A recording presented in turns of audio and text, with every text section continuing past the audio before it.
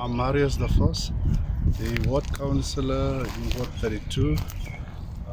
We are right here off the Boksburg South residential area where the Eskom power lines, overhead power lines are running. Behind me is a pylon that was cut down either late Wednesday evening or early Thursday morning by brazen criminals, in my view, who attacked the infrastructure of Eskom providing electricity to Lesmouth, not far from here, opposite Unilever.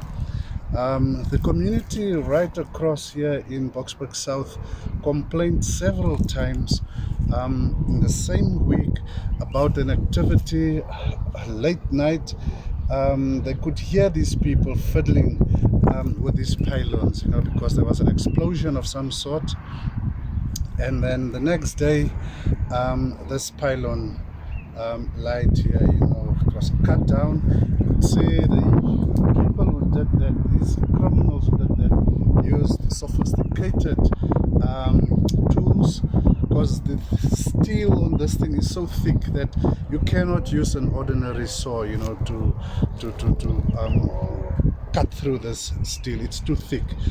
My concern here is that there's a security failure in this regard, because criminals having free reign overnight into the early morning hours, terrorizing our people. You don't see the police visible anymore. I believe Eskom has its own security company. This matter has been raised with officials of Eskom several times. We warned them that people are fiddling with your power line here, and very soon we will have a catastrophe here.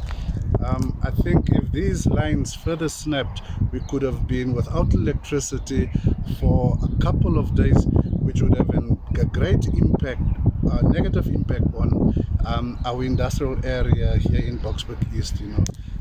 I would love to call on Eskom, the police, and all other law enforcement agencies to make sure that they pursue these terrorists. I call them terrorists because this is an act of terrorism. It's an attack on the state, because Eskom is a state agency.